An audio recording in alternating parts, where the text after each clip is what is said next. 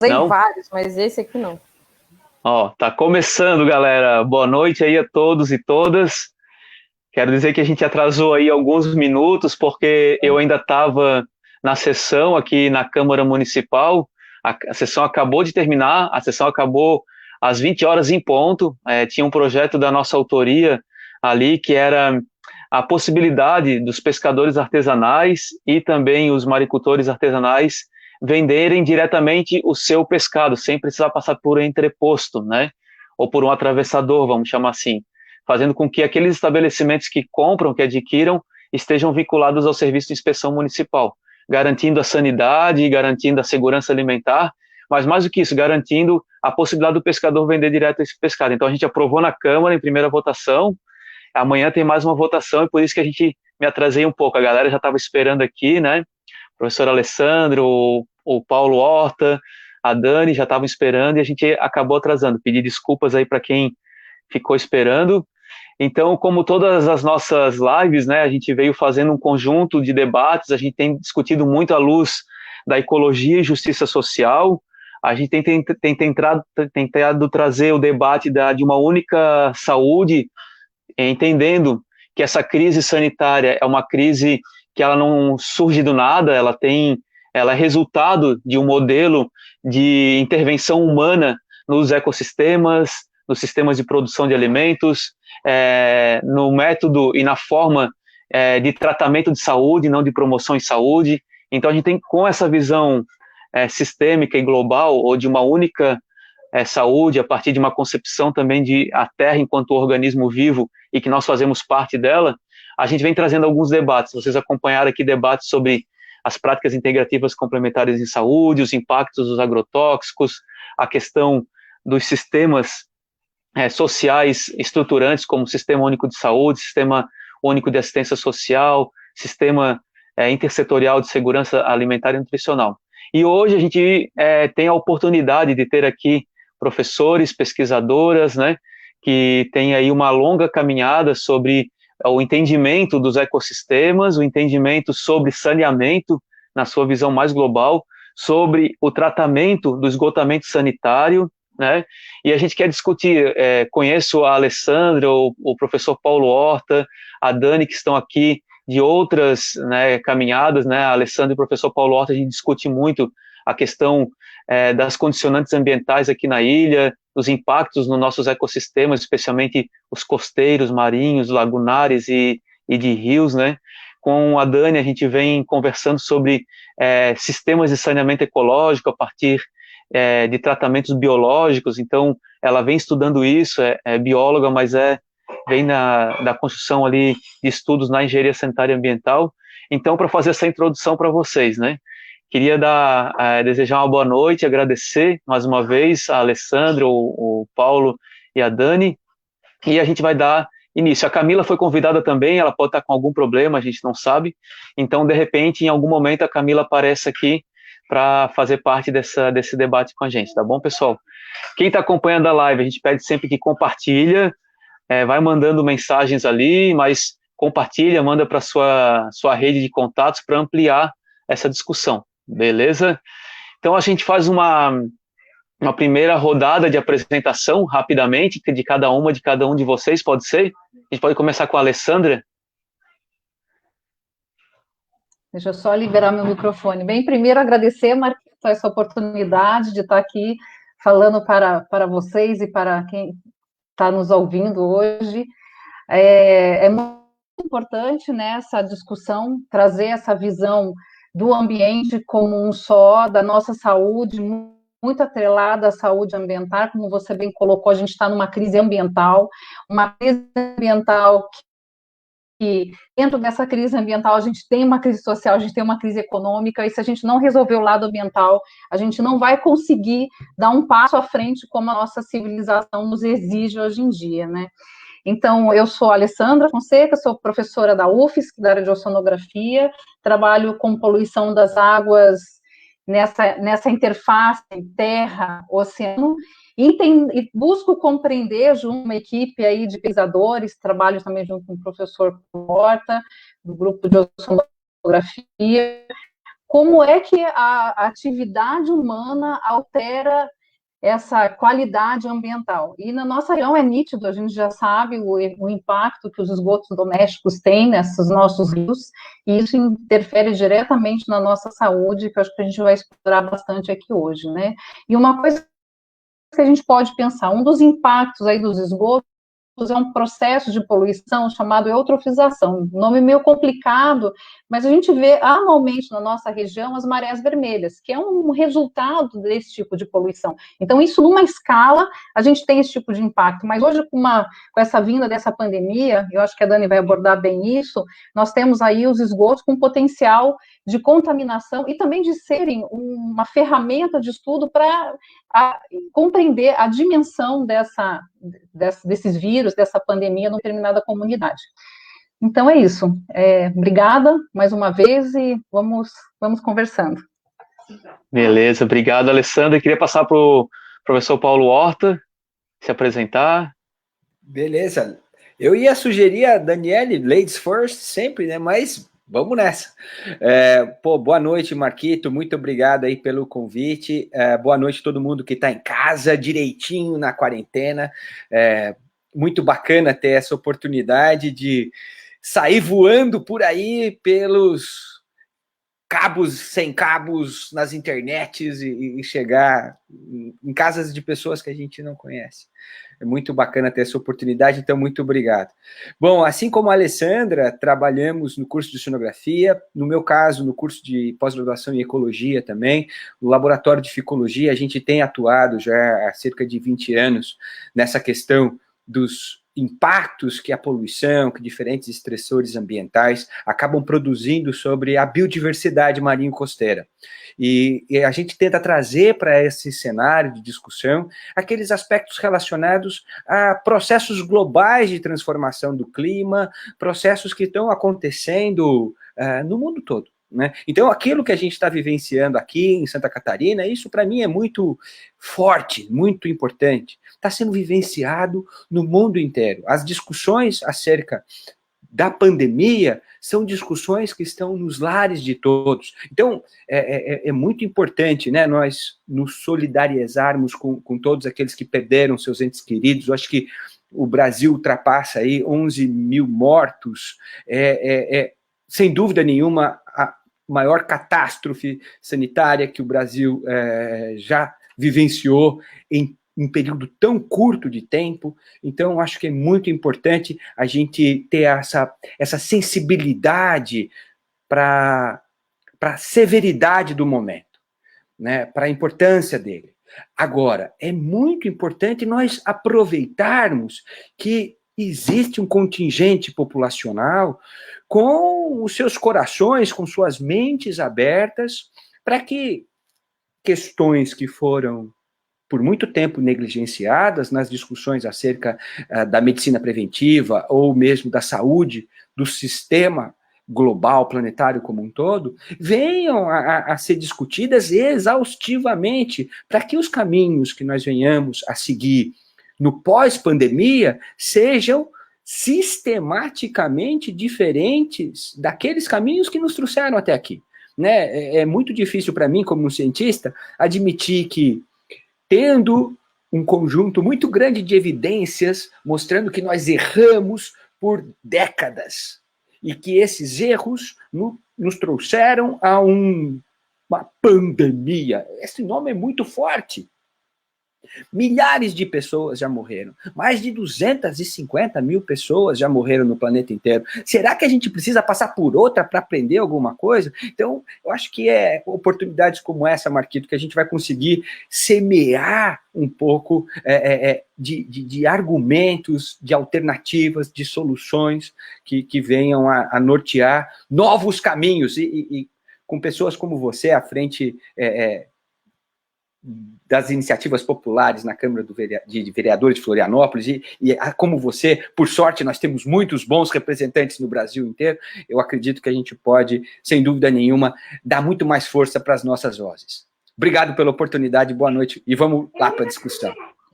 Legal, Paulinho, obrigado aí pela apresentação, pela reflexão também. Dizer para a galera que está acompanhando, a gente está com 70 pessoas ao vivo agora, nesse momento. Então, pedir para a galera que está acompanhando compartilhar, porque daí vai aumentando o engajamento. É importante que tenha esse engajamento mesmo, porque é um espaço muito privilegiado a gente poder ter aqui pesquisadores, professores que estão no centro da ciência e olhando para essa situação que nós estamos hoje a partir das evidências científicas, né? No momento em que o obscurantismo vem desconstruindo as hipóteses e as certezas científicas, né? Então, queria pedir para todo mundo aí compartilhar, colocar nos seus grupos de WhatsApp e a gente expandir esse debate. Vou passar para a Dani agora, agradecer muito a Dani, que eu sei que ela é super ocupada também, conseguiu dar esse tempo aqui para a gente, por ser super dedicada ao que ela pesquisa, estuda e o compromisso também com a ciência. Então, Dani, se apresenta, por favor. Oi.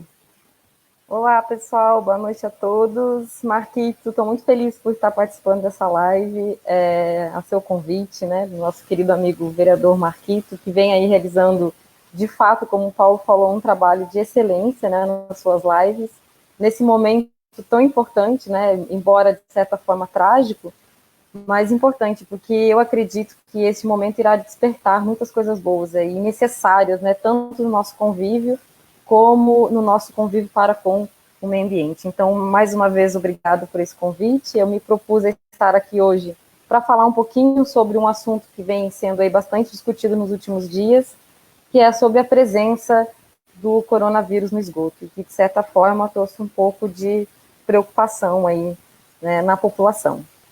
Então, rapidamente, né, para quem está me assistindo e não me conhece, eu sou bióloga, como o Marquito já comentou. Nós três somos biólogos que estamos aqui, com um doutorado na engenharia ambiental, na UFSC.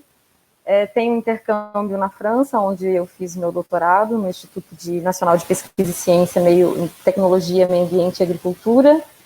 Trabalho com ecotecnologia, o Étanos Construídos, que aqui no Brasil também a gente chama de zona de raízes, filtros plantados com macrófitas, né? É uma forma de tratar o esgoto com um conjunto de plantas e micro-organismos, né?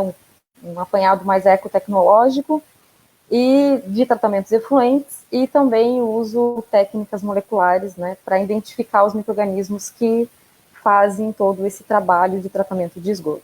Atualmente eu sou pós-doc na UFSC, sob supervisão do professor Fábio Rubens Lapoli, no nosso laboratório de reuso de águas do Lara, que está aí nos assistindo, e acredito que feliz também por essa nossa participação, né, porque a gente luta tanto para que as nossas pesquisas, para aquilo que a gente faz, contribua, né, para a sociedade.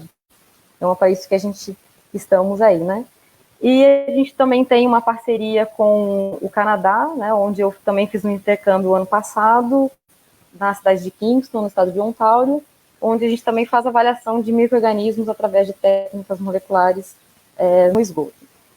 E, Marquito, você quer que eu continue já introduzindo o tema que você pediu para eu falar, ou a gente volta para a discussão? Não, acho que tu pode continuar, né, Alessandra e Paulinho? Acho que ela pode falar um pouco sobre essa última pesquisa que ela está desenvolvendo sobre a dinâmica do vírus no esgoto, e aí a gente parte depois para a Alessandra e o Paulinho falar um pouco da visão mais sistêmica, e como eles têm pesquisas de longa data nesses ambientes costeiros aqui da ilha de Santa Catarina, nas Baías Sul e Norte, vão falar um pouco desse contexto mais local, né? E aí é importante a gente te ouvir sobre essa dinâmica. Sei que o Paulinho e a Alessandra também estão acompanhando essas pesquisas que têm trazido essa preocupação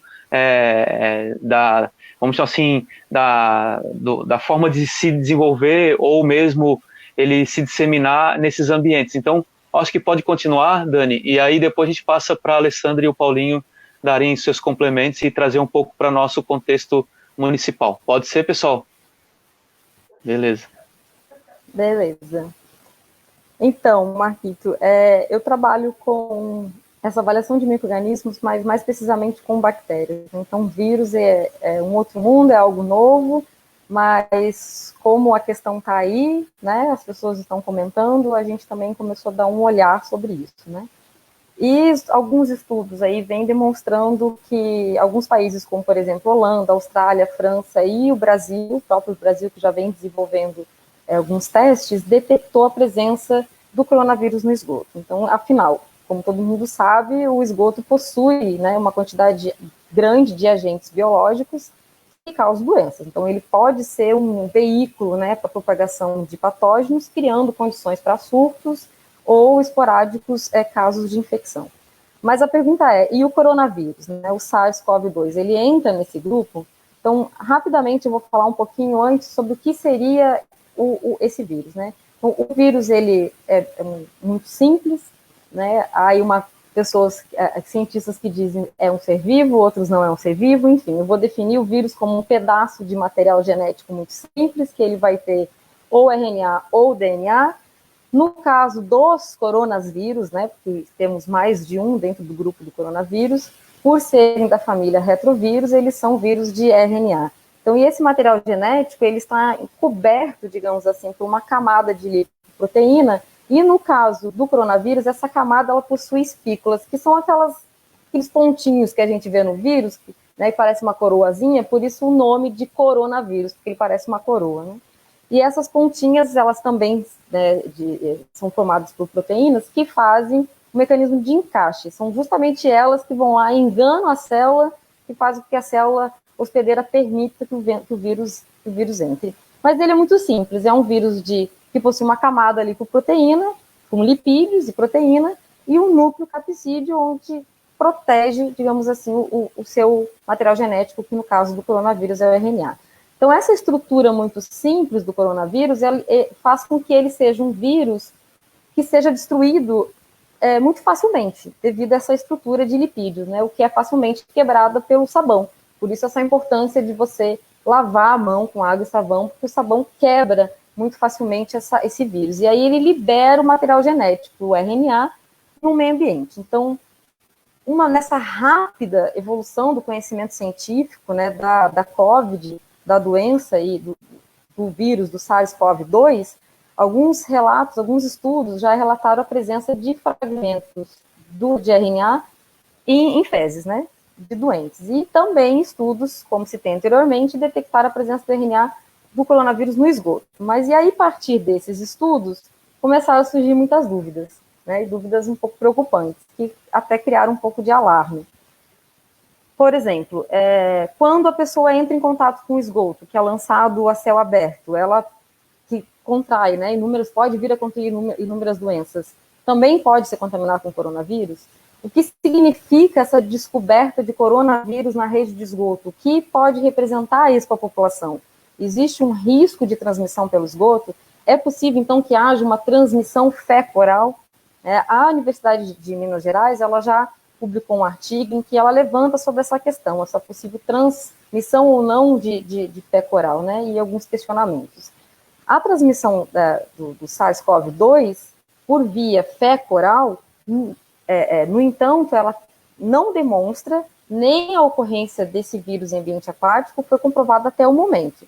Então, foi detectado o RNA, né, uma vez que ele se quebra, o RNA libera, como eu falei, e aí o RNA foi detectado, mas veja bem, a presença do RNA do vírus no esgoto não indica que ele é viável, ou seja, não indica que ele está apto para infectar. Então, a gente precisa fazer testes de viabilidade do vírus, além de testes de presença e ausência, para a gente obter mais informações, né? Então, saber se ele está em plenas condições de fazer uma transmissão fecal-oral. O vírus, o RNA só por si só, ele não vai infectar. Então, o vírus ele precisa estar intacto, digamos assim. Então, como conclusão disso, não tem relato na literatura, até o momento, de alguém que tenha sido contraído com o novo coronavírus por essa via fecal-oral, né, pelo esgoto. E estudos mostram que o risco é muito baixo. Mas, assim, todos esses trabalhos que não são muitos, né, são poucos no mundo inteiro, mostraram estudos em países desenvolvidos, cujas condições de saneamento são completamente diferentes das condições de saneamento do Brasil. Então, é preciso lembrar que o esgoto é uma fonte de outras doenças, então a gente tem que se preocupar, sim, muito com essas outras doenças que a gente pode se contaminar com o esgoto quando ele não é tratado e é liberado nos rios e fica em contato com a população, e aí a importância do seu tratamento, né? Mas também vale lembrar que o esgoto é água. É a água que foi contaminada, que pode ser tratada e pode voltar a ser uma água reutilizada, além de ser uma fonte riquíssima de nutrientes. Então, mais um motivo da importância da gente tratar esse esgoto. E aí tem uma outra pergunta, né, que é, ele é removido? Se, por acaso, ele está lá, né, apto, ou só o RNA é removido pelas estações de tratamento, o que a gente sabe até o momento é que foi detectado o RNA no esgoto. Então, pelos estudos que eu levantei até agora, só um estudo verificou a presença do material genético após o tratamento, ou seja, na saída de uma estação. Ainda assim, esse estudo mostrou que a quantidade da carga viral baixou significativamente. Nossa, deu um chute aqui agora. Então, ou seja, mostrando que as estações de tratamento, ela tem sim esse potencial de tratar os vírus, né? Tem um artigo também de um estudo que foi realizado na Espanha, em que mostra que a hidrofobicidade do envelope viral, daquela camada que protege o vírus, ele torna os coronavírus menos solúveis em água, o que poderia, então, aumentar a sua tendência de se absorver e serem removidos por sedimentação. No entanto, é um estudo preliminar, então, novos estudos estão sendo realizados e novas coisas vão vir pela frente, né? A China, por exemplo, ela pediu para as estações de tratamento que fortalecessem as suas rotinas de desinfecção nas estações de tratamento, aumentando o uso de cloro. Só que, como eu acabei de falar, até o momento não há evidência sobre a sobrevivência do vírus, né, do SARS-CoV-2 em água potável e esgoto. Então, pelo contrário, esse aumento de cloro ele pode vir gerar um excesso de cloro na água e gerar efeitos nocivos à saúde da população. Outros estudos também estão verificando a duração desse vírus, né, no esgoto, quanto tempo. Então, baseado em estudos do SARS-CoV-1 lá de 2002, né, não o SARS-CoV-2 agora, tem-se como resultado que ele sobrevive, em média, 14 dias quando a água está em torno de 4 graus e 22 dias quando ela está entre 20 e 23 graus. Então, assume-se que, baseado nos estudos do SARS-CoV-1, que o SARS-CoV-2 também teria uma vida baixa, né, uma vida útil baixa no esgoto. Mas não se sabe, ainda tem várias pesquisas sendo realizadas para fazer o cultivo desse vírus e verificar ele em diferentes condições de temperatura para ter mais resposta. Mas a resposta é sim, as ETs, da Estação de Tratamento de Esgoto, elas podem eliminar patógenos, incluindo o vírus. Sendo que o coronavírus ele é mais fraco, por exemplo, que outros tipos de vírus que as estações de tratamento elas conseguem remover, né, por diversos mecanismos. Claro que a gente tem que ressaltar que nem todos os mecanismos que podem ser eficientes para essa quantidade diversa de diferentes micro-organismos que existem no esgoto, né? Então, não é motivo de pânico, uma vez que o que a gente tem até então é que foi encontrado o RNA, né, que ele não teria potencial de infecção. Mas estudos precisam ser realizados, principalmente por se tratar de um vírus novo, que a gente não tem muito conhecimento, né? Então, nesse sentido, a importância das estações de tratamento também estarem pensando sobre isso, né? Como que é dado o seu pós-tratamento, né? Normalmente a gente usa a estação tratamento biológico e físico-químico para remover patógenos e vírus. Então, que as estações de tratamento comecem também a ter um pouquinho mais de atenção nessa questão de pós, né? Para eliminar os patógenos. E, como você me perguntou, pediu para eu falar sobre os weapons, que é o sistema de tratamento que Sim. eu especializei, né?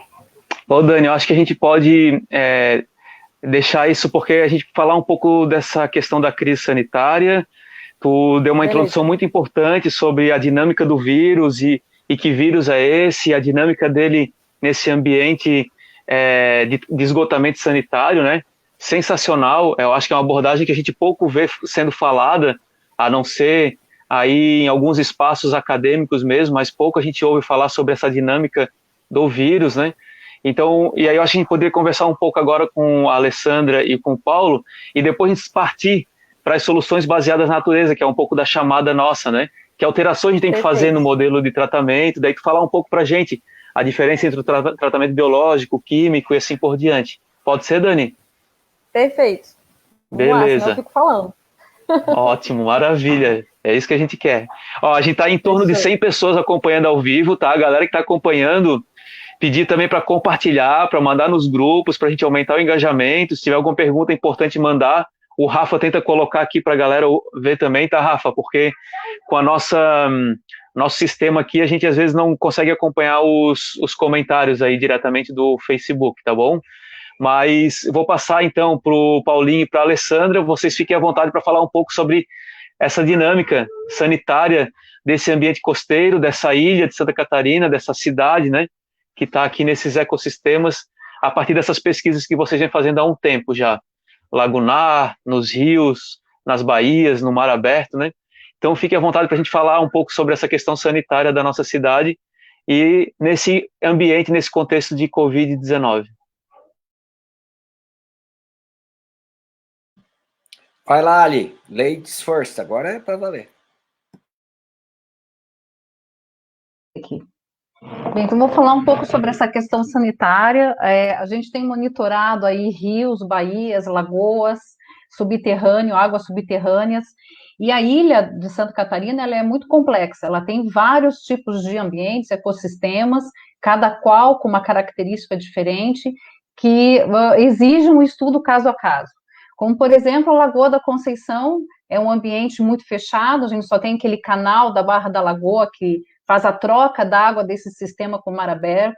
O tempo que leva para essa troca de água acontecer dentro desse sistema é na escala de meses. Então, é um ambiente muito sensível à entrada, por exemplo, de efluentes de rios com águas contaminadas por esgoto doméstico.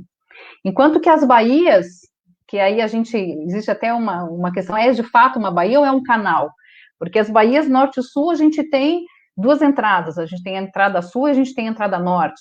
A massa de água, ela entra por esses dois extremos. Então, a massa de água da maré, ela entra por esses extremos e vai chegar a um ponto onde elas vão se encontrar. Nesse encontro, a força da corrente tenta uma anular a outra, e a gente tem uma região que é bem na região central, ali próximo à ponte, entre aeroporto e um pouco Cacupé, é uma região onde a gente tem o que a gente chama de onda estacionária, onde tudo que entra ali tende a ficar parado naquela região.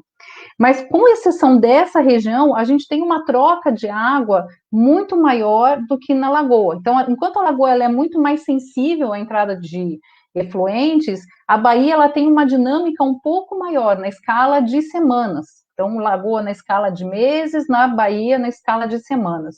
Aqueles pequenos rios que levam suas águas para as baías, como o rio Itacurubi, rio Papaquara, o rio Cubatão, que é o nosso principal tributário para essas baías, esses rios eles estão muito urbanizados. Além da urbanização, tem agricultura, tem pecuária, e aí vem essa questão da saúde única, né? A gente tem muita gripe aviária, gripe suína, muito associado a uma atividade pela essa forma de lidar com a produção pecuária, por exemplo. E a gente tem atividade disso na nossa bacia hidrográfica, né, das baías. Então, é uma coisa a se pensar dentro desse contexto de saúde única também.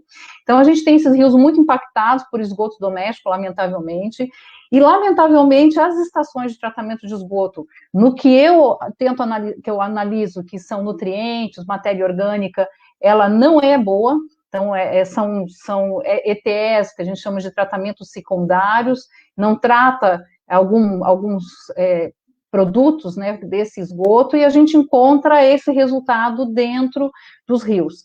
Tem algumas regiões que têm coleta, antes ainda de chegar o efluente na estação, mas que tem sistema de coleta e de tratamento, que os rios que drenam essas áreas com esse sistema de coleta de esgoto que iria para uma ETE, ela também não mostra eficiência. Então, a gente encontra resultado de efluente nessas regiões.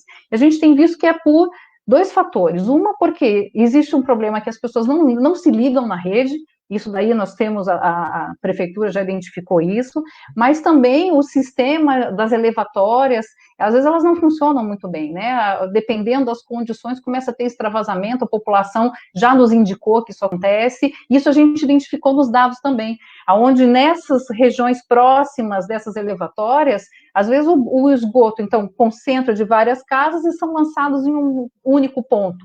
e isso vai cair no rio e vai chegar nesses sistemas sensíveis. Então, a gente tem as lagunas, tem as baías, tem esses rios que drenam para as baías, e tem um ponto que também acho que é importante a gente considerar, são essas áreas planas, onde nós temos na ilha, como a planície do Campeche, por exemplo, é areia, aquele sedimento é sedimento arenoso. Se a gente pega um copo d'água, joga um copo de areia e joga uma água em cima, o que vai acontecer com essa água? Ela vai escorrer facilmente pela areia. Isso daí não acontece quando a gente está pegando uma lama, por exemplo. Então, vamos imaginar que grande parte, né, essa bacia do Campeche não tem sistema de coleta e tratamento de esgoto, são fossas com sumidouros. E aí a gente tem uma situação que é uma contaminação das águas subterrâneas por esses efluentes, porque não tem uma distinção entre a profundidade, dependendo quando chove, por exemplo. Quando chove, alaga esses sistemas de fossa e você tem uma contaminação desse freático. Então, a gente tem uma situação, e aí a Dani colocou bem, que muitos dos estudos têm foco aonde os sistemas de saneamento, de tratamento, são eficientes. Ela vai dar casos em relação, por exemplo, no Canadá. E nós aqui pecamos muito em relação a isso. Então, nossas águas, elas estão contaminadas, né?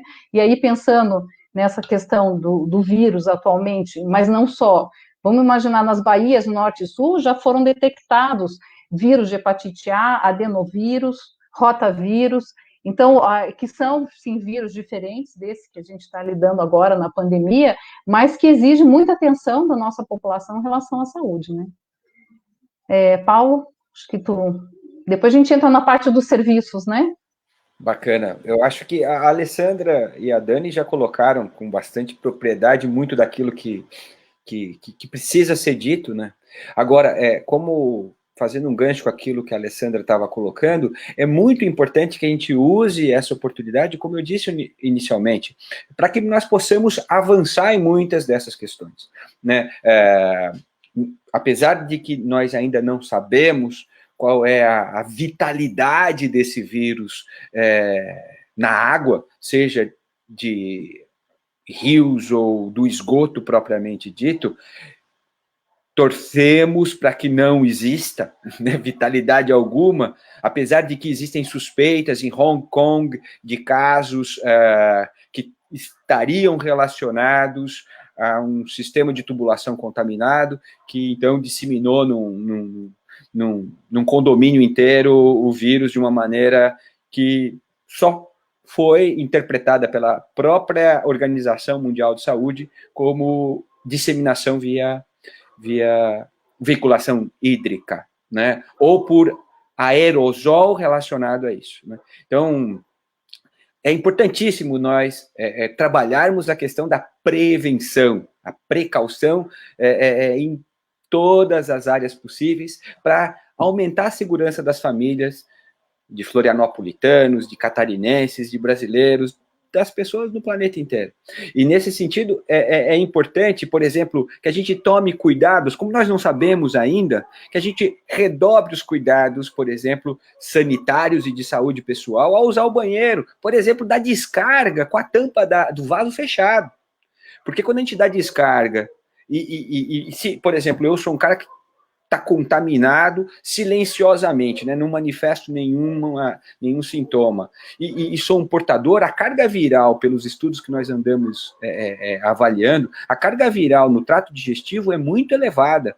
Então, quando a gente faz esse movimento de dar descarga, a gente está contaminando o banheiro, e a próxima pessoa que vai entrar nesse ambiente pode se contaminar tocando a superfície ou inalando as micropartículas de aerosol que estão no ar. Então, assim, desde esses aspectos da atitude do indivíduo, até aspectos de saneamento são fundamentais, que levem em consideração um mapeamento bem feito pelo poder público de todas as formas possíveis que esse vírus pode estar presente. Então, a contaminação do lençol, a contaminação, portanto, de água subterrânea, de água doce, de água marinha, a presença do vírus, a viabilidade desse vírus, e não só do SARS-CoV-2. Nós devemos levar em consideração que o efeito, a interação desse patógeno com outros patógenos, pode aumentar a severidade de uma doença, e aí, claro, maior a severidade, mais séria a doença, as consequências dela podem ser maiores. Isso significa letalidade maior ou menor. Então, se você pega uma população que já tem a sua saúde fragilizada por, sei lá, por uma infecção intestinal qualquer, ou seja, você tem um estado de saúde debilitado, ele é um indivíduo mais susceptível a ser acometido por uma forma mais severa da SARS-CoV, enfim, do novo coronavírus. E isso é super importante, né? Que a gente alerte as pessoas para que essa é uma responsabilidade do Estado brasileiro. E devemos deixar isso muito claro, não é? O Estado deveria ter tomado atitudes com muita antecedência do ponto de vista de estruturar todos os mecanismos, que muitos deles já estão presentes no SUS, ou seja, equipar o Sistema Único de Saúde para que esse processo de prevenção pudesse ter sido construído com antecedência. Infelizmente, isso não aconteceu e a gente não vê grandes movimentos de um sistema mais completo e complexo de vislumbrar a saúde como um processo muito difuso, né? Ou seja, se nós conseguirmos mapear melhor a presença, mesmo que o coronavírus ou o SARS-CoV-2 não esteja presente nas águas costeiras, subterrâneas, etc. Mas se nós conseguirmos mapear outros patógenos, nós podemos orientar ações de saúde coletiva para diminuir a pressão sobre o sistema de saúde, de tal forma que nós vamos estar contribuindo para o combate à pandemia também, e protegendo a saúde e a vida das pessoas. Então é muito importante que aquilo que as colegas acabaram de dizer, de fato se transforme em ação do Estado. Quando eu falo Estado, estou falando de prefeitura, do Estado de Santa Catarina e da nação brasileira. Ou seja, precisa haver ações coordenadas que construa esse colchão para amortecer todos os prejuízos que uma pandemia como essa pode causar, né? Então, é muito importante que a gente alardeie a necessidade de uma ação concatenada do Estado. Só uma complementação a isso que o Paulo falou. Tem, como a Dani também comentou, o RNA ele pode ser detectado em águas naturais. Nós estamos tendo um problema com testes. Então, se a gente não consegue testar toda a população, tem estudos que já estão indicando de pensar numa bacia hidrográfica, uma população localizada numa bacia hidrográfica, identificar na nossa situação aqui, isso vale, porque lamentavelmente nosso sistema de esgotamento permite essas águas contaminadas, seriamente contaminadas, mas a gente consegue, a partir das bacias hidrográficas, encontrar esse RNA desse vírus na água e identificar que ele está naquela população. Isso pode ser até uma estratégia para otimizar recurso, identificar essa bacia hidrográfica tem essa contaminação, até identificar, eu acho que a Dani pode falar um pouco melhor sobre isso, a intensidade disso. Uma forma até de otimizar. E uma outra questão, nos Estados Unidos, a gente viu recentemente, foi liberado verba para um estudo para avaliar a presença de RNA e a possível capacidade, né, de reincidir em aerosóis na praia, porque é numa região da Califórnia que recebe um rio, influência de um rio mexicano, e segundo eles, esse rio é muito contaminado também, né? Então é isso. Não, o que vocês colocam é de muita qualidade e importância, assim, né? A fala da Dani, depois complementada pela Alessandra e o Paulo, trazem, né, para quem está acompanhando aqui a nossa transmissão, traz essa visão, né? Quando falou que apresentou RNA do vírus, né, nas estações de tratamento de esgotos, se alardeou, porém, é fundamental saber que existe essa possibilidade, porque ele pode ser um indicador, na verdade, para praticar ciência, né? Praticar ciência de diagnóstico, praticar ciência de conhecer a dinâmica desse vírus, que é a grande questão. Só se vai achar uma solução se conhecê-lo profundamente, a dinâmica, tanto na dinâmica no corpo humano, quanto na dinâmica no ambiente, né? Então, vocês estão trazendo essas informações, que são informações só para quem está estudando isso, né? e para quem tem condições de estar estudando, porque só se tem estudo porque tem financiamento público para esse tipo de estudo. E é fundamental a gente garantir que o Estado ele garanta educação, garanta um sistema único de saúde funcionando e garanta ações realmente sistêmicas do ponto de vista da promoção da saúde e da visão de saúde global e única, né? E aí, nessa perspectiva, a gente vem falando sobre essa condição, e a Alessandra traz uma proposta de política pública, inclusive de diagnóstico, que pode ser mais barata do que testar todo mundo, mas só aceita essa proposta quem tem uma visão sistêmica e não divide sociedade, meio ambiente e saúde, vamos chamar assim. Isso deveria estar andando conjuntamente e a gente deveria estar tendo cada vez mais educação sistêmica para compreender esses processos, né? Isso nos falta, somado ao obscurantismo, somado a uma visão liberal, que não quer fazer investimento público. A gente está aí numa situação muito difícil, e gastando cada vez mais, né? Porque não tem uma ação efetiva do Estado, não consegue aplicar o recurso do Estado com qualidade a partir de estudos científicos, e acaba tendo um revés, inclusive, para a população e para a economia como um todo, né? Então, pensando nisso, né, eu acho que a Dani poderia falar um pouco para a gente sobre essa dinâmica microbiológica, falar um pouco sobre o tratamento nas estações de tratamento de esgoto, das ETs, né, seja tratamento primário, secundário, terciário, e também falar um pouco dos tratamentos biológicos, né, para a gente, pensando aqui nas soluções baseadas na natureza. A Alessandra deu a testar na bacia hidrográfica, fazer um teste a partir de soluções baseadas na natureza, dessa visão sistêmica, né, do que o teste individual em cada ser humano. Então, queria que a Dani falasse um pouco disso, para a gente entender um pouco do tratamento de esgoto e pensar como a gente encontra soluções, até porque são desafios da cidade, né? Tem essa disputa entre o emissário submarino, a descentralização, as disputas históricas, né, que acabam virando disputas sem a gente se aprofundar e discutir cientificamente com qualidade, né? Então, Dani, está contigo. Beleza. Então, Marquito, eu vou aproveitar o que vocês estavam comentando, que a Alessandra falou, e Paulo, e você, sobre usar a presença do RNA como um indicador, né? Então, eu e o professor Fábio Lapoli, juntamente com a Embrapa, a gente desenvolveu um projeto que já foi encaminhado para pedir financiamento.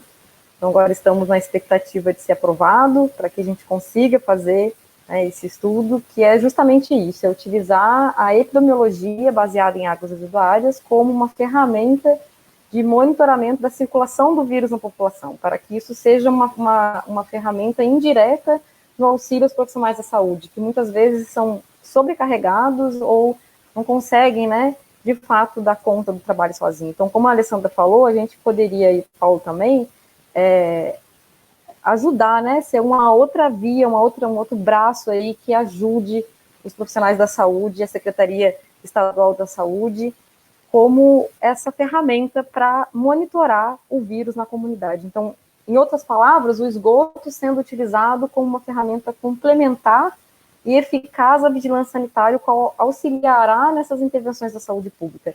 E isso a gente pode, por exemplo, uma vez que a gente detecta o RNA, você tem uma resposta se o vírus está circulando ou não na comunidade. Então, é razoavelmente mais barato fazer esse tipo de análise, né, e te dá uma resposta imediata que você pode, a partir daí, tomar algumas ações para evitar, por exemplo, surtos ou até uma futura pandemia, né. Então, a gente estamos aí com os dedos cruzados para ver se a gente consegue aprovar esse projeto e nosso objetivo é fazer aqui em Florianópolis, né, testar as estações de tratamento para ver se a gente detecta ou não a presença do RNA do vírus. Em relação ao que eu estava comentando antes, Marquito, das estações de tratamento, então, como eu já falei, se a estação de tratamento ela for projetada, né, e está funcionando bonitinho para que trate, né, o que tem que ser tratado e os patógenos, ela vai fazer sim o seu potencial, o seu papel, né?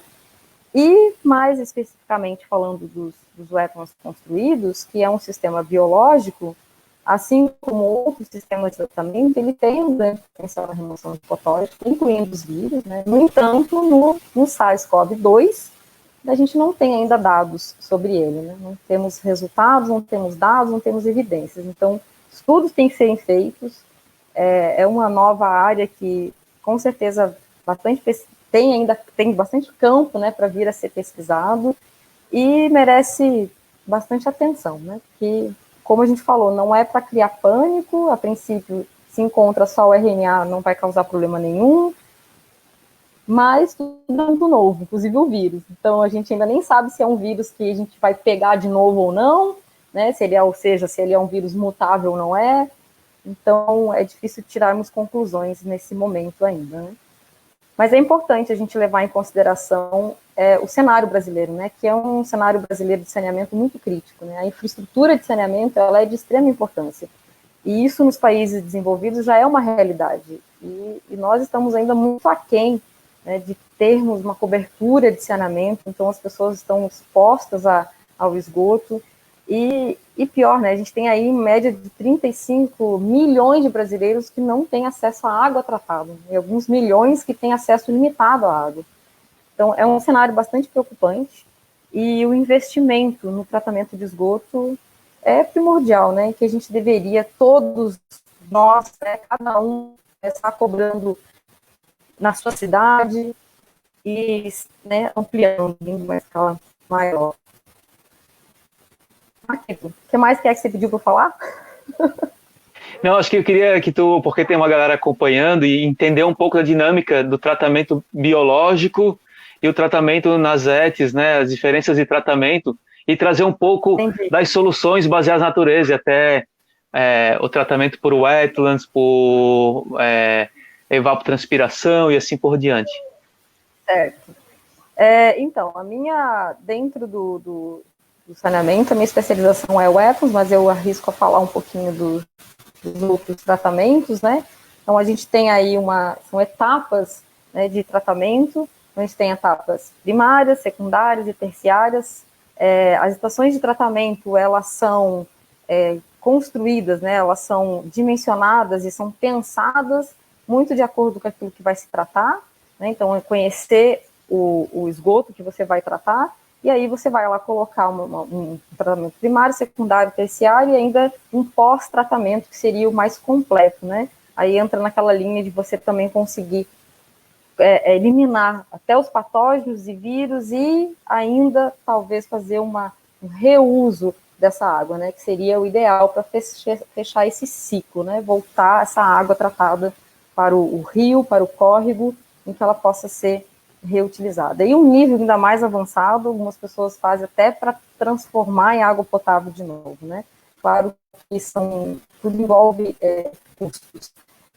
Então, como eu comentei antes, né, já havia comentado, a estação de tratamento que tem esses níveis, por si só, ela já vai tratar esses vírus, e é preciso que tenha-se mais estudos, e é preciso que, a partir de agora, as estações de tratamento comecem a pensar também, a trabalhar um pouco mais com vírus, porque ainda é pouco. A gente vê muito trabalho com patógenos, com E. coli, que são indicadores de organismos patógenos, mas vírus ainda é pouco, são poucos estudos, e é preciso ter, porque eles fazem um mal tremendo na sociedade e não se tem muito estudo sobre isso. E aí é usado tanto tratamento biológico como tratamento físico-químico, né? Ambos os tratamentos para atingir esse objetivo.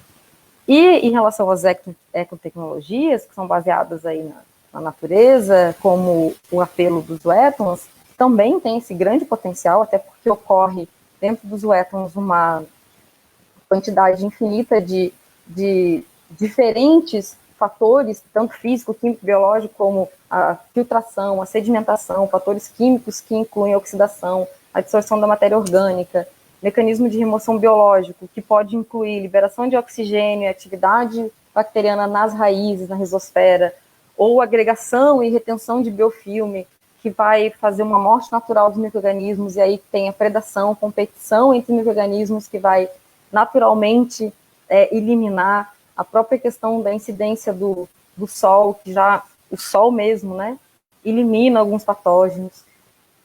Resumindo, é muito importante que se tenha algum tipo de estação de tratamento do esgoto, né? É inadmissível que você não tenha, que isso não seja uma preocupação.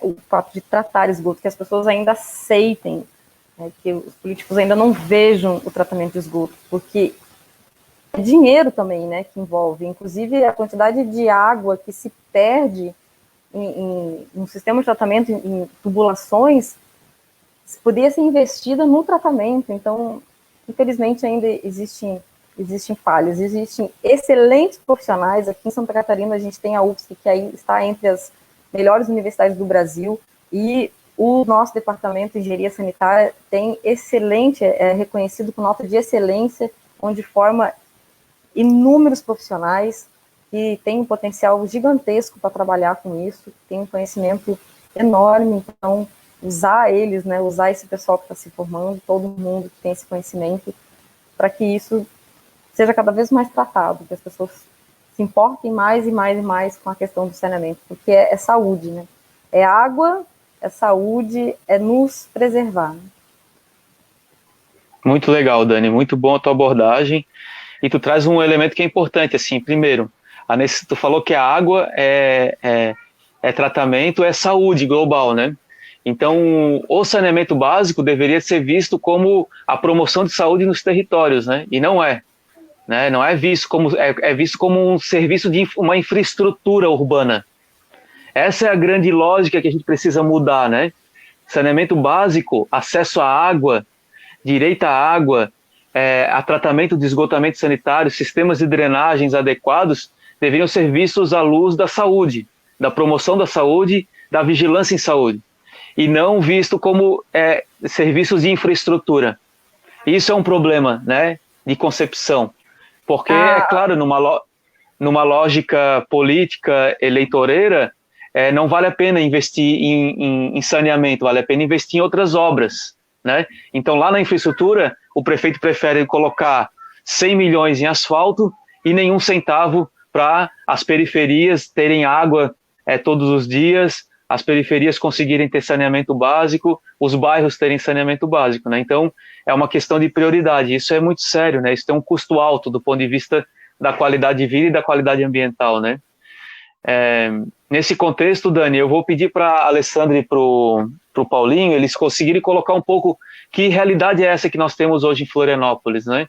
E o que a gente poderia ter no lugar do que nós temos hoje, né? E eu resgato, assim, porque a crise ambiental, ela também é fruto da injustiça social, né? As periferias estão aí, são as comunidades que mais sofrem com a ausência desse tipo de serviço, né? Os bairros que poderiam ter uma outra estrutura são os que mais sofrem, né? E em contrapartida, a gente vê uma super investimento em áreas já investidas, né, na cidade, como é o caso da região da Beira-Mar Norte, por exemplo, né? Então, queria trazer essa reflexão, queria que vocês pudessem dar um pouco da opinião de vocês da situação atual e como poderia estar. Oi, Dani. Só vou terminar uma frase que a Alessandra comentou comigo, e ela, claro, né, a gente estava conversando antes, na questão também que não só o sistema construído, estações, como os sistemas naturais, que acho que eles vão entrar aí depois, né? A importância da preservação dos sistemas naturais, que são uma fonte de tratamento por si só, né? Por exemplo, o Canadá, 40% do território do Canadá é de wetlands naturais. E existe um projeto no país de preservação desses locais, né? Da importância desses locais serem conservados para o equilíbrio que ocorre. Então, o que isso tem a ver com vírus e patógenos? Porque se isso está em equilíbrio, esses mesmos organismos ali dentro, eles vão conseguir se equilibrar, né? E menos eles vão conseguir nos atingir. Então, isso é muito importante. E outra, para finalizar minha fala aqui, Marquito, é importante a gente falar que não existe um sistema de tratamento melhor que o outro, né? Existe aonde você vai aplicar, o que você quer, para que você está tratando, questão socioeconômica, ambiental e etc, etc. E, claro que como eu trabalho com wetlands, eu sei que ele é excelente para alguns locais. Você gosta dessa abordagem dos wetlands também, né, Marquito? A gente já vem conversando há um tempo sobre isso.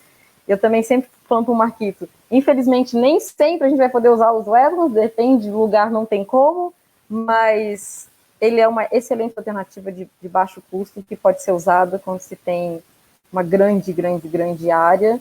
E, enfim, se eu começar a falar dos wetlands também, aí eu vou até amanhã. Quem sabe a gente já consegue chegar lá. Vamos ver, a live tá bonita, tá gostosa, a galera tá acompanhando, não estão desgrudando, então vamos tocar. Alessandra, Paulinho, vamos falar um pouco dessa realidade de Florianópolis, esse ambiente? Então, eu sou uma defensora desses wetlands naturais. O que seriam isso? Nós temos muito dessas áreas aqui na nossa ilha, na região de Santa Catarina, no litoral do Brasil como um todo. As áreas de restinga, os banhados, as áreas úmidas, os manguezais, as marismas, aquelas gramas que ficam na beira do mar. Esses ambientes são esses wetlands que a Dani comenta, né? São áreas que têm uma riqueza de estrutura, de organismos, de processos químicos que fazem esse serviço que um wetland também, ou essa estrutura artificial próxima a uma estação de tratamento faria. E aí, vamos pensar nas áreas que a gente tem aqui na ilha de Santa Catarina. Uma delas é lá no sul da ilha, na região do Pântano do Sul, que é uma área de banhado belíssima, só que hoje existe uma disputa muito grande para o empreendimento imobiliário. Tem uma outra área importante na região do Rio Ratones, da bacia do Rio Ratones, aonde cada hora querem colocar um empreendimento diferente. Acho que atualmente há uma pressão para inserir um aeroporto naquela área, mas ela é uma área que ela tem um papel fundamental para a nossa cidade, o que seria essa depuração dessa interação entre o que está vindo da cidade e o que está indo para o mar. Na bacia do Rio Papaquara, a mesma coisa, uma área verde ainda, parte dela está segurada ali pelo Sapiens Park, mas tem uma parte que não. Então, nós temos áreas, e até eu comentei recentemente, Marquito, acho que essas áreas úmidas que a gente tem aqui na nossa cidade, elas deveriam ser unidades de conservação, elas deveriam ser proteção para a nossa cidade. E tem um outro fator que a gente precisa pensar, que é o aumento do nível do mar. A gente tem um cenário futuro para a nossa ilha, que eu ainda vejo muito pouco nas discussões da nossa comunidade, que é o aumento do nível do mar, é o aumento desses eventos extremos. A gente tem vivenciado isso a cada ano, áreas cada vez mais alagadas, e são essas áreas úmidas que vão fazer esse balanço dessas águas na nossa região. Então, é muito importante essa preservação dessas áreas, porque vamos pegar, por exemplo, ali na bacia do Rio Tavares. O manguezal nessa região, ela é limitada pelo muro das casas.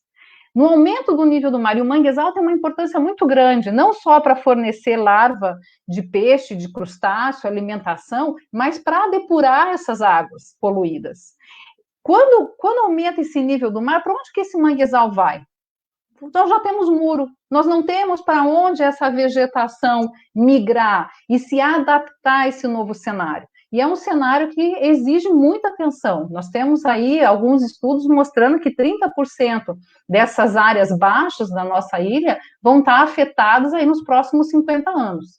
Então, é uma coisa que realmente a gente precisa pensar. E pensar esses ambientes nessa visão holística, né, por assim dizer, como ambientes importantíssimos para a depuração das nossas águas. Se a gente não tivesse esses ambientes, não garantir a preservação deles, o nosso cenário de poluição seria muito maior. Muito bom, Alessandra, muito bom. E é uma defesa, assim, porque complementa um pouco do que a Dani falou, né? O princípio dos wetlands, eles já são naturalmente existentes na região, especialmente na ilha, né? As áreas de baixadas, as áreas úmidas, alagadas, né? Elas já funcionam como esse sistema, a gente não precisa criar uma outra artificialmente, tem que garanti-las para garantir o equilíbrio ambiental, né? Então a gente está caminhando para pensar mesmo as restrições e as condicionantes ambientais que nós temos nessa cidade, né?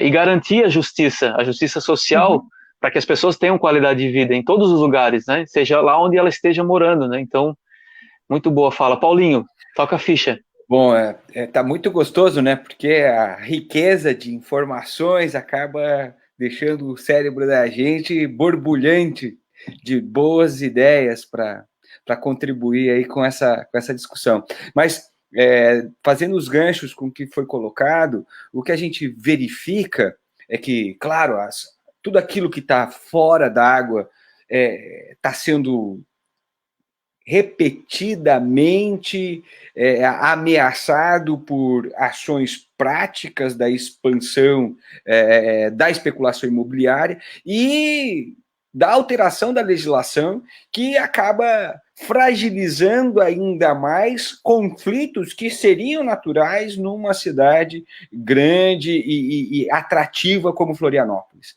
Então, nós vivemos momentos que apesar de todos os apelos internacionais, nós observamos um aumento do desmatamento na Amazônia. No último ano é cerca do dobro do ano anterior.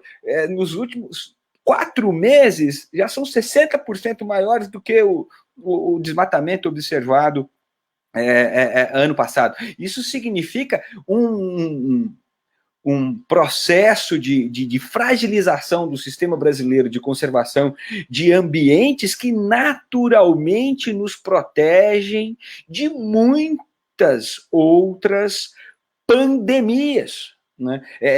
Tem crescida a opinião de que muito em breve, se o Brasil insistir na fragilização dos seus sistemas naturais, nós podemos passar a ser a bola da vez. O caso zero das próximas pandemias pode vir a ser no Brasil. Se a gente começa a invadir sistemas naturais, qualquer que seja ele, nós estamos nos expondo à diversidade de vírus, de bactérias que existem em equilíbrio nesse sistema, quando esses sistemas estão protegidos. Se nós fragilizamos esse sistema, se nós endossamos o desmatamento, a poluição, etc., nós estamos trazendo esses patógenos para dentro de nossas casas.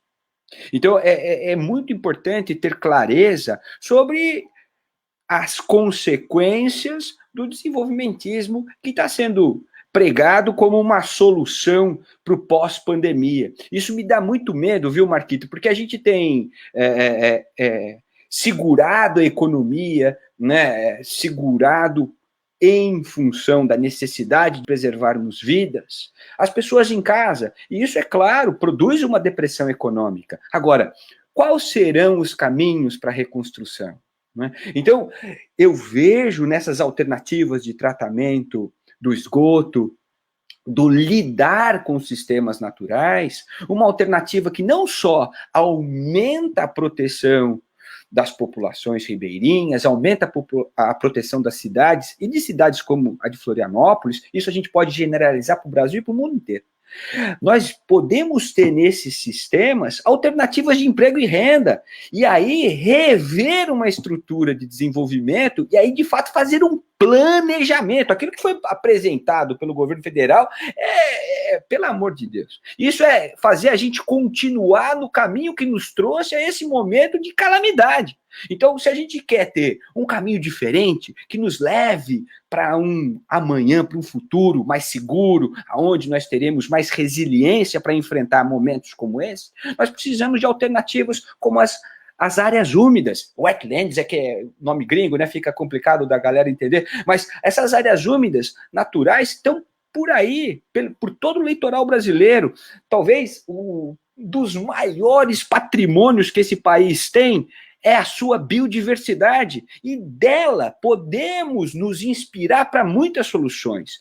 Eu não vou deixar de tocar na minha sardinha, né, que eu sou ficólogo, esse nome não tem nada a ver com fica, com nada nem com ninguém, é que trabalha com algas. Eu trabalho com algas, nós no laboratório de ficologia trabalhamos com o professor Leonardo, liderando o grupo de tratamento de efluentes, usando alguinhas, às vezes microscópicas, mas que guardam soluções geniais para problemas como poluição por metais pesados, poluição por inclusive alguns patógenos. Então é super bacana investir em ciência e tecnologia. Por quê? Porque a ciência e a tecnologia, por décadas ou séculos, está estudando processos naturais, e desses processos se inspira para trazer para o dia a dia uma série de soluções. Inclusive, eu acredito que nós vamos encontrar nesses sistemas soluções para esse que é talvez o foco do planeta inteiro, né? Solução do problema do Covid, etc. Mas é importante a gente destacar, Marquito, que nós já vivíamos um planeta em crise. Nós estávamos convergindo, era anseio da comunidade internacional que 2020 fosse o ano da mudança de paradigma. Nós precisávamos que 2020 fosse diferente. Nós precisávamos que em 2020 nós diminuíssemos o consumo de combustíveis fósseis. Nós precisávamos que em 2020 nós diminuíssemos o consumo de agrotóxicos. Nós precisávamos que em 2020 nós fizéssemos diferente. E nós não estávamos nesse caminho. O nosso caminho era um caminho do retrocesso, do atraso, cada vez mais consumindo mais combustível fóssil, negando as alternativas sustentáveis. O que aconteceu no Brasil no último ano, da liberação de agrotóxicos, é um crime contra a saúde pública e contra o ambiente natural. Ou seja, nós vivemos um momento que estávamos indo direto para o precipício. Se nós conjugarmos aquecimento do planeta, como a Alessandra colocou, com esses eventos, nós vamos estar produzindo cenários de tempestades perfeitas.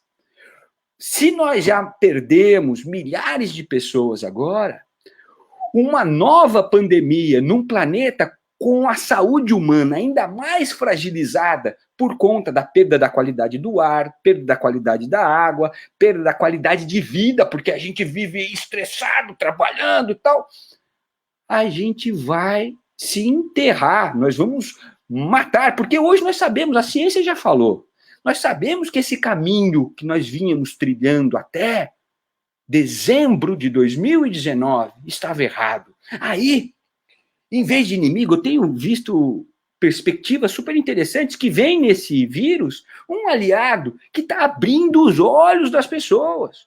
Gente, come on, vamos lá. O caminho estava errado. Nós estávamos trilhando o caminho errado. Precisamos nos inspirar em sistemas que funcionam há milênios, que são sistemas naturais, para, de repente, escolher as alternativas que nós vamos trilhar pós-pandemia. Eu estou insistindo nessa tecla porque é muito importante que isso envolva participação popular, envolva massivamente a academia, para que sejam decisões tomadas coletivamente e que sejam robustas, por conta de toda a base teórica que é necessária. Por exemplo, a conservação dessas áreas que nós já conhecemos muito bem aqui na cidade, mas nós temos que incluir nisso as áreas federais, como, por exemplo, a Reserva Biológica Marinha do Arvoredo, todas as APAs que nós temos ao redor, todo esse colchão de conservação que existe para proteger a biodiversidade, na verdade, protege nós mesmos, de nós mesmos. Toda essa biodiversidade está filtrando essa água com patógenos, poluentes, e está nos preservando, além de nos alimentar.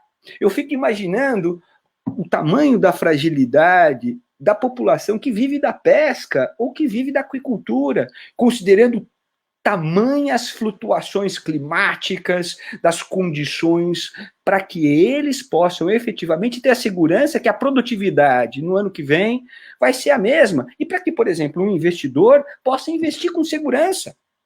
Então é importantíssimo que nós tenhamos essa continuada busca por saberes, investimento em ciência, informação, e é super bacana, né, a gente divulgar a nossa universidade. Pô, sou super orgulhoso da Universidade Federal de Santa Catarina, dos grupos com os quais estamos envolvidos.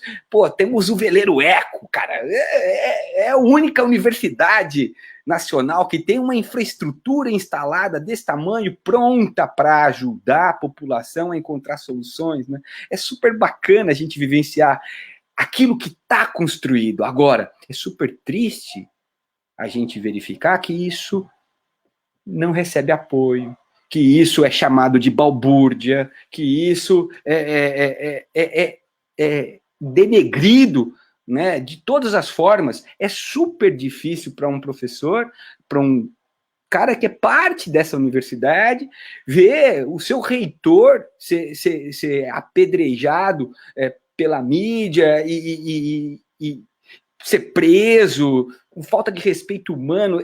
São cicatrizes que não curam tão fácil, sabe? É super difícil a gente olhar para o sistema de novo e voltar, mas a universidade está pronta. Ela mostrou muito bem isso aí. Existe um grupo, por exemplo, dentro do CCB, com virologistas, epidemiologistas, que está trabalhando muito duro para ajudar, desde a diagnose, na construção de projetos, construção de máscaras, etc. Fazendo projeto, eu e a Alessandra estamos fazendo projeto, a gente mandou também projeto para cá, estamos fazendo projeto para a Europa, porque a gente quer ajudar. Agora, é muito importante que o Estado ele seja parceiro desse processo, né? E, em vez de ficar criando passeios de jet ski por aí, que o Estado volte os olhos para o problema, que seja uma coisa séria, para que a gente diminua o problema, que ele é gigante, né? Milhares de pessoas morrendo, gente. Vamos ter que trabalhar muito duro para isso. Legal, Paulinho, é muito sério isso, porque queria trazer alguns elementos, assim, primeiro que a gente está numa crise profunda de vários pontos, e o que a gente está falando aqui é que essa crise ela vem há muito tempo, né? Se a gente parar para pensar que em 72 já foi colocado que a gente estava caminhando para uma sociedade que colapsaria, e esse colapso ele chegou porque, por exemplo, a gente vive hoje uma crise hídrica sem precedentes, basicamente. Olha o que está acontecendo com a Lagoa do Peri. Quem está ficando sem água, a gente está acabando com ecossistemas super importantes costeiros por conta da necessidade de abastecimento. Ao mesmo tempo, a gente não consegue discutir o modelo de tratamento de esgotamento sanitário suficiente que essa água retorne para o seu ciclo hidrológico, mas que ela seja lançada em lugares que ela não cumpre a garantia de uma visão sistêmica e de uma visão de ciclagem, né? Então, assim, a gente tem condições técnicas para isso, as universidades estão aí, tem pesquisa científica demonstrando. Agora, por que o diálogo não existe entre o poder público, que é o mandatário do serviço, com esses tipos de soluções, né? Ninguém está falando que ou é uma ou é a outra. A gente poderia ter, na ilha de Santa Catarina, na cidade de Florianópolis, ter sistemas que coexistissem no mesmo modelo. A gente poderia ter sistemas de estações de tratamento de esgoto com tratamento secundário, terciário, com wetlands, com tratamentos descentralizados, com banheiros secos, com bacias de evapotranspiração, e eles coexistindo. Agora não pode ficar uma disputa qual que é o melhor sistema, e essa disputa é muito favorável para quem não quer fazer nada, para quem não quer realmente efetivar e arregaçar as mãos e fazer valer e fazer acontecer, porque isso poderia gerar trabalho e renda para muita gente, por exemplo.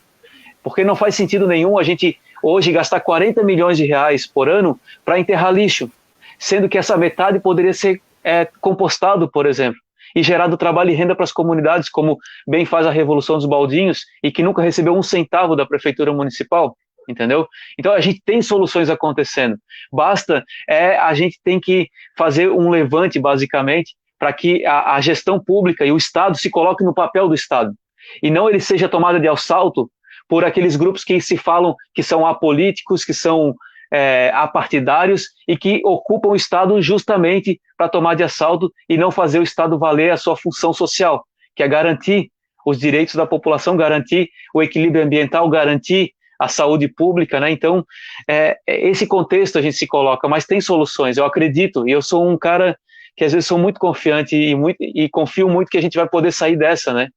E acho que a solução é isso, por isso a gente chama solução baseada na natureza, né? E por isso que vocês estão aqui hoje conversando sobre isso, porque eu sei que a Dani, se deixar ela falar, ela pode ficar aqui um dia inteiro falando da importância desses sistemas. Eu sei que vocês podem falar da importância dos ecossistemas naturais, né? Então, assim, a gente não pode permitir essa alteração na lei da Mata Atlântica, a gente não pode permitir isso que está passando lá no Planalto, no Congresso Nacional hoje, da tentativa de mudar a questão da devastação que vai acontecer em todo esse Brasil. A gente não pode permitir que eles coloquem goela abaixo qualquer tecnologia, a gente tem que garantir essas falas, né? E a gente tem que ter condição do outro lado nos ouvir também com tanta qualidade, né? Então, vocês falavam de um sistema que é muito importante. A gente fez uma live aqui com o doutor Eduardo, Pablo Moritz, do Centro de Informações Toxicológicas, que ele falava isso, né? A gente está numa crise hoje que foi muito rapidamente esse vírus se disseminou, numa super globalização, onde em 48 horas só dá a volta no globo, uma população altamente doente, porque não tem saneamento básico, porque se alimenta mal, porque não tem qualidade de vida, porque não tem direitos e trabalha muito, ou não trabalha, ou não consegue condições de vida. E a gente tem aí hoje uma falta de condições de ter um sistema com uma visão sistêmica de saúde, né? Então, isso é prato cheio para esse vírus, é um primeiro ciclo. Os cientistas, se a gente for seguir a regra das evidências científicas, esse é um primeiro ciclo e chegará um segundo ciclo de uma grande epidemia. Isso não é brincadeira. E se a gente não tiver atitudes concretas e reais, e o Estado não se colocar no papel dele e deixar esses garotos mimados tomando conta e fazendo disso uma grande brincadeira que está nas mãos de milhares de pessoas, centenas de milhares de pessoas, então a gente tem que tomar nas nossas mãos esse tipo de enfrentamento, né? Então, a gente está aqui trabalhando e fazer uma live dessa é uma tentativa, é um esforço, sabe? Então, agradecer a vocês. Eu queria que cada um de vocês fizesse as considerações finais, tá? Colocasse aí a sua posição, inclusive do ponto de vista técnico, ambiental, né, político, e a gente fosse caminhando para a final da nossa live. De fato, ela fica gravada aqui, depois a gente sobe ela para o YouTube, então ela vai ficar eternizada, essa nossa conversa aqui, nas nuvens intergalácticas aí. Dani, deixa contigo, fica à vontade, o tempo que tu quiser, fica à vontade, te agradecer muito aí pela disponibilidade. Não vou tomar muito tempo. A gente pode fazer uma outra live com outros assuntos. Então, mas só para complementar ali, eu gostaria também de colocar exatamente isso que você falou, né? Também, além disso, abrir, né, que as pessoas tentem, aceitem e enxerguem outras coisas, como, por exemplo, o tratamento centralizado, né, que é no caso dos wetlands. E para quando isso não é possível, como a gente já comentou que não existe um melhor do que o outro, eu gostaria de chamar a atenção para os trabalhos que são desenvolvidos na minha equipe, né, no laboratório da UFSC, que a gente tem lá. Eu tenho excelentes colegas, pesquisadores, cientistas que trabalham com outros tipos de tratamento, né, de esgoto, que são por processos oxidativos avançados, por adsorção, por membrana, que são sistemas, claro, adequados às situações, né, e onde tudo tem que ter sob um acompanhamento, mas que também é uma alternativa, ou seja, tecnologia, cientistas, inteligência não falta, né, para que sejam consultados, para que a gente consiga melhorar. E, então, eu gostaria de agradecer a todos que estiveram aí presentes, nos escutando, aos colegas. Marquito, mais uma vez, obrigada. Estou à disposição para a gente conversar também numa próxima live, e sempre que você precisar. Eu, como aluna de universidade pública, é meu dever, como cidadã, contribuir de volta para a sociedade todo o conhecimento que em mim foi investido. Obrigada. Muito obrigado, Dani. Obrigado mesmo aí. Ale. Bem, agradecer novamente essa oportunidade. É muito bom quando a gente pode trazer um pouco da nossa informação. Peço desculpas pela linguagem, às vezes a gente é tão acostumado com aqueles termos técnicos, sair dos termos técnicos para usar termos um pouco mais usuais. Eu acho que esse exercício que a gente está fazendo aqui, Marquito, é muito importante para também a gente aprender a ter esse diálogo e a trazer essas informações numa linguagem mais simples, assim, para as pessoas, e para a gente poder, a partir disso, construir essa sociedade que a gente quer construir, né? A academia, ela fazem muitas críticas, mas a universidade é do estado de Santa Catarina, é uma universidade pública. Eu também estudei na minha formação em instituições públicas, eu tenho muito a agradecer por essa qualidade de ensino. E pensando, quando a gente fala também nesse sistema, no balanço de água, a gente pode pensar esse balanço de água numa grande escala, que seria essa interação da Amazônia com o sul do Brasil, com o interior da América Latina, que traz água para nós, e a gente está vendo aí a Amazônia sendo destruída, mas também um balanço hídrico na nossa cidade. Se a gente tem uma bacia hidrográfica com uso a partir de um X de porcentagem, ou muito, muito concreto, aquela água que antes escorreria com menor velocidade no terreno encharcaria a terra e formaria o lençol freático, ela simplesmente corre e vai embora para o rio, vai embora para o mar, levando sujeiras, levando sedimento e fazendo essa conexão muito mais rápido e tirando a água do nosso freático. Então, a gente está numa crise e essa crise a gente pode reverter. Aí vem a questão dos as tecnologias com base na natureza. Cadê os telhados verdes? Eu tenho telhado verde na minha casa, só mato, nada de jardinagem, é mato que vai nascendo naturalmente. A água da chuva, que já é muito boa quando passa por ali, é uma água limpa. A gente coloca no filtro e dá para beber. Então, a gente vamos imaginar nas áreas mais altas da nossa cidade, será que a gente não consegue levar essas tecnologias, investir para essas tecnologias? Isso não é só uma saúde para a comunidade que está nas áreas mais altas, mas para todo mundo nessa cidade. Então, acho que é muito importante a gente poder fazer esse diálogo. A universidade tem cientistas, tem pesquisadores, ajuda a desenvolver essa tecnologia, a gente precisa estar mais próximo disso. E assim, eu fico um pouco preocupada com nossos caminhos, porque enquanto a gente está no meio de uma pandemia, bem como você falou, nós temos aí uma situação favorecendo grilagem na Amazônia, nas terras indígenas, nas áreas protegidas, e essa desestruturação da Mata Atlântica, que são os serviços aqui que a gente está falando, essa importância dessas áreas úmidas, elas estão mais fragilizadas, né, com essa mudança de decreto que o Salles quer fazer. E aí eu acho que é uma bandeira que a gente tem que resistir para que isso não aconteça. Mas é isso, me coloco à disposição, né? Fico no departamento de oceanografia, no laboratório de oceanografia química, e à disposição aí para diálogo, para conversa com quem precisar. E muito bom, obrigada, Marquito, obrigada, Dani e Paulo, aí por essa roda de conversa. Valeu. E a todos, né? Todas que nos assistiram. Sim, obrigado, Ale. Olha só, vou dar um dado aqui que eu estou acompanhando. A gente alcançou mais de quase 3.500 pessoas nessa nossa transmissão, né? E mais ou menos passaram umas 1.000 pessoas assim durante esse processo. Tá? Ficou ali sempre em torno de 90, 110. Então, tá bem legal, assim, um público legal, a galera, e vai ficar eternizado. Então, agradecer também a presença de todo mundo aí que ajudou a compartilhar e faz valer esse espaço, que é um espaço que a gente tenta organizar para fazer o debate de ideias e de propostas concretas e reais, né? Paulinho, manda ver. Poxa, só gratidão, Marquito. Eu acho que é super importante quando nós conseguimos fazer chegar mais longe aquilo que a gente passa sentado nos nossos... Agora não estamos na universidade, né? Eu estou no porão da minha casa. Então, o que a gente faz aqui, sentado, aquela coisa de ficar pensando e lendo um monte de revistas gringas em inglês, etc. A gente fica pensando, e quando a gente consegue, então, extravasar todo essa tempestade cerebral, é sem dúvida nenhuma um momento muito singular, é muito importante. Para mim é super bacana quando... porque, de fato, a gente faz isso com amor. Imagina aquele jogador de futebol que faz... bem, né? Joga bem, joga pro time, etc. Pô, a gente é assim. O cientista brasileiro joga pro time. A gente aqui, pô, foi um excelente exemplo disso, né? Eu acho que um timão aqui que você reuniu. Parabéns para você. Pô, muito obrigado. Agora, vale sempre a gente reforçar que nós precisamos nos inspirar nesse momento, né?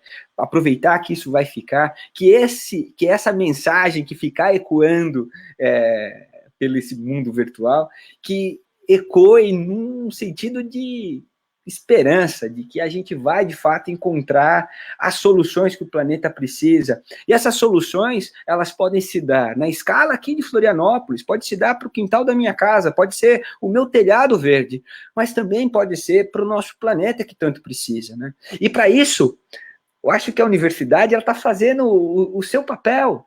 Não é? Por exemplo, eu e a Alessandra, nós temos um projeto de trabalhar com as escolas, com ensino fundamental, ensino onde as crianças estão ávidas por saberes, no curso de oceanografia, de engenharia de aquicultura, engenharia sanitária, nos cursos de biologia e, claro, na pós-graduação em oceanografia, ecologia, biologia de fungos, algas e plantas, enfim, todos os programas onde grupos que trabalham com o ambiente costeiro estão atuando, nós estamos produzindo profissionais que, antes de mais nada, são cidadãos engajados para que esses problemas sejam solucionados, porque esses problemas afetam cada uma de nossas famílias.